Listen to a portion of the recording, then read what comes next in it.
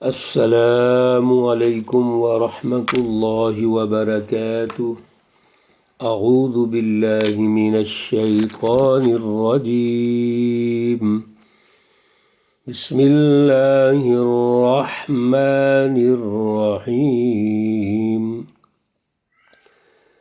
افلا ينظرون إلى الإبل كيف خلقت وإلى السماء كيف رفعت وإلى الجبال كيف نصبت وإلى الأرض كيف سطحت صدق اللہ العلی العظیم۔ اللہم صلی علی سیدنا ومولانا محمد النبی الأمی وعلى آلہ واصحابہ وبارک وسلم وصلی علیہ۔ معزز سامعین و سامعات، پارہ نمبر 30 سورۃ الغاشیہ، آیات مقدسہ 17 تا 26 ہیں۔ اللہ رب العزت ان آیات کا فہم اور شعور عطا فرمائیں اور عمل کی توفیق اور صلاحیت عطا فرمائیں۔ گزشتہ درس میں اللہ رب العزت نے مومنین، متقین، سچی جماعتوں کے نتائج ارشاد فرمائے کہ جو جماعتیں سچی ہیں اللہ کی رضا کے لیے اور انسانیت کی خدمت کے لیے کام کرتی رہی ہیں، وہ قیامت کے روز اور دنیا میں اپنی جد و جہد کو جب وہ کامیاب دیکھتے ہیں، انقلابات آتے ہیں، تو وہ باغات میں ہوتے ہیں، جنت میں ہوتے ہیں، اور ان کے لیے اللہ نے انعامات رکھے ہیں۔ میرے عزیزو، سب سے پہلے جو جنت ہے اللہ سچی جماعت کو دنیا میں عطا کرتے ہیں۔ دنیا میں وہ ظلم ختم کرتے ہیں، عدل کا نظام قائم کرتے ہیں، انسانی حقوق قائم ہوتے ہیں، امن و امان قائم ہوتا ہے، خوشحالی آتی ہے، اور عدل اور مساوات اور رواداری قائم ہوتی ہے، تو ہر طرف جنت کا ماحول ہوتا ہے، اور پھر اللہ کی نعمتوں کی فراوانی ہوتی ہے، اور پھر آخرت میں اللہ ان کو انعامات و اعزازات سے نوازیں گے۔ آج کے درس میں اللہ رب العزت انسانی نفسیات اور مزاج کو لحاظ رکھتے ہوئے وہ مثالیں دیتے ہیں جو اہل مکہ اپنی آنکھوں سے دیکھتے ہیں۔ مثلاً وہ آنکھوں سے کیا دیکھتے ہیں؟ آسمان دیکھتے ہیں۔ وہ رات دن کیا دیکھتے ہیں؟ وہ زمین دیکھتے ہیں، پہاڑ دیکھتے ہیں، گرم خشک پہاڑ، اور اسی طرح وہ اونٹوں پہ سفر کرتے ہیں تو اونٹوں کو دیکھتے ہیں۔ اللہ رب العزت توجہ دلانے کے لیے ان 4 چیزوں کو سامنے رکھتے ہیں کہ آپ غور کیجئے۔ افلا ینظرون الی الابل، کیا یہ دیکھتے نہیں ہیں اونٹوں کو؟ کیف خلقت، کیسے بنایا گیا؟ اللہ نے اونٹوں کو کیسے پیدا کیا ہے؟ یہ اونٹ تو وہ ہے جو ان کی زندگی ہے، اور اونٹ کے اندر جو ہمت ہے، جو استقامت اور ڈسپلن ہے، یہ اس پر غور نہیں کرتے۔ یہ کس نے پیدا کیا؟ یہ ڈسپلن تو تمہارے اندر آنا چاہیے تھا، تم بھی اللہ کی مخلوق ہو۔ وَإِلَى السَّمَاءِ كَيْفَ رُفِعَتْ، اور آسمانوں کی طرف نہیں دیکھتے کہ اللہ نے کیسے ان کو بلند کیا ہے۔ ہر وقت تم آسمانوں کو اور اس کی بلندی کو دیکھتے ہو لیکن توجہ نہیں کرتے۔ وَإِلَى الْجِبَالِ، اور پہاڑوں کی طرف کیف نصبت، کیسے کھڑے کر دیے ہیں۔ اتنے مضبوط پہاڑ تم روزانہ دیکھتے ہو، ہر وقت دیکھتے ہو، ان پہاڑوں میں رہتے ہو، توجہ پھر نہیں کرتے۔ وَإِلَى الْأَرْضِ كَيْفَ سُطِحَتْ، اور زمین کی طرف دیکھو کیسے صاف بچھائی ہوئی ہے۔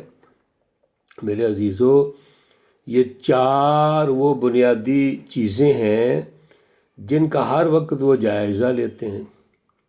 اللہ رب العزت یہ چاہتے ہیں ان پر غور کرو، اور پھر فرمایا فذکر، آپ سمجھائیں، انما انت مذکر، یقیناً آپ کا جو کام ہے وہ مذکر ہے، یعنی سمجھانا ہے۔ رسول اللہ صلی اللہ علیہ وسلم اور سچی جماعت کی ذمہ داری کیا ہے کہ آپ دعوت کا کام کریں، دعوت کو پھیلائیں، لوگوں تک رسائی حاصل کریں۔ آپ کا اتنا کام ہے۔ جماعت سازی کے دور میں لیڈر سے لے کے ورکر تک جو ذمہ داری ہے وہ سمجھانا ہے، وہ دعوت دینا ہے، اور دعوت کے جتنے بھی بنیادی تقاضے ہیں ان کو پورا کرنا ہے۔ کیونکہ جو داعی ہوتا ہے، جو تذکیر کرتا ہے، وہ انسانوں کو ساتھ جوڑتا ہے، انسانوں کو اپنے ساتھ ملا کے چلتا ہے، وہ رفیق کار ہوتے ہیں۔ یہ جماعت سازی ہو رہی ہے۔ اللہ فرماتے ہیں لیس علیہم بمسیطر، نہیں ہے ان پر آپ داروغہ، آپ ان کے داعی ہیں، تذکیر کریں، لیکن آپ کو یہ ایسا نہیں بنایا گیا کہ آپ ان پر کوئی داروغہ بن جائیں، یعنی زبردستی کریں، ان پر کوئی چیزیں مسلط کرنا شروع کر دیں، ان کے دلوں کو بدل دیں آپ۔ یہ اللہ کے اختیار میں ہے۔ اللہم یا مقلب القلوب، دلوں کو بدلنے والی جو ہستی ہے وہ اللہ ہے۔ اللہ سے آپ مانگتے رہیے اور دعوت دیتے رہیے۔ جماعت سازی کے مرحلے میں جماعت تشکیل کیجئے۔ الا من تولی وکفر، مگر جس نے منہ موڑا اور منکر ہو گیا۔ آپ کا کام دعوت ہے، آپ کا کام تذکیر ہے، آپ کا کام اللہ کی جو اعلیٰ فلسفی ہے اس پر جماعت کی تیاری ہے۔ یہ کام اپنا جاری رکھیں، لیکن پریشان نہ ہوں۔ کیوں؟ آپ ان کو مجبور نہیں کر سکتے۔ ہاں، اگر کوئی آپ کی دعوت پہ توجہ نہیں کرتا تو پھر الا من تولی وکفر، جس نے منہ موڑا اور منکر ہو گیا۔ یہ مکہ المکرمہ کے رؤساء جو ہیں، کفار اور مشرکین نے یہی کام کیا ہے۔ اللہ فرماتے ہیں فَيُعَذِّبُهُ اللَّهُ الْعَذَابَ الْأَكْبَرَ، تو عذاب کرے گا ان پر اللہ بڑا عذاب۔ ان ظالموں کو اللہ رب العزت بڑے عذاب سے دو چار کریں گے، یعنی بڑا سخت عذاب آئے گا۔ وہ پیچھے گزر چکے ہیں، عذاب علیم گزر چکا ہے، اسی طرح عذاب عظیم گزر چکا ہے، عذاب مہین گزر چکا ہے۔ یہ مختلف عذابوں کی شکلیں ہیں جو ان ظالموں، کفار، مشرکین اور منافقین کے لیے اللہ نے تیار کی ہوئی ہیں۔ اس لیے اللہ رب العزت نے فیصلہ دے دیا کہ سورۃ الغاشیہ کے عنوان سے یہ جو چھا جانے والی ہے، یعنی بڑا انقلاب آئے گا، تبدیلی آئے گی، اور ہر طرف جب انقلاب آتا ہے تو ظالم وہ چھپ جاتے ہیں، اور پھر قیامت آتی ہے تو اللہ رب العزت اس دن جزا و سزا کے عمل سے گزاریں گے اور بڑا عذاب ہوگا۔ ان الینا، بے شک ہمارے پاس، ایابہم، ان کو پھر آنا ہے۔ یہ جتنے ظالم مافیا ہے ان کا عقیدہ آخرت تو ہے ہی نہیں۔ میرے عزیزو، مسلسل تقریباً ہر درس میں اللہ رب العزت رہنمائی دے رہے ہیں کہ عقیدہ آخرت کیا ہے؟ اللہ کے پاس جانا ہے۔ پھر کیا ہوگا؟ ثم، بے شک، ثم پھر، ان علینا، بے شک ہمارے ذمہ ہے، حسابہم، ان کا حساب، ان سے حساب لینا ہمارے ذمہ ہے۔ یعنی آپ کا کام تو جماعت سازی ہے، دعوت دینا ہے، آپ ہر دروازے کو کھٹکھٹائیے، لیکن اگر یہ عمل نہیں کرتے، اگر انہوں نے منہ موڑ لیا، کفر کیا، شرک کیا، تو پھر اللہ کا عذاب ہوگا، اور یہ سب اللہ کے پاس لوٹ کے جائیں گے، اور اللہ رب العزت باقاعدہ ان کا حساب لے گا۔ میرے عزیزو، اللہ رب العزت جب حساب لے گا تو وہ حساب کیا ہے؟ وہ عدل کی بنیاد پر ہے۔ جتنے اعمال دنیا میں انہوں نے کیے، دیکھا جائے گا پیچھے سوچ کس کی تھی، فلسفی کس کی تھی، عمل و کردار کیسا تھا، رزلٹس کیسے ہیں۔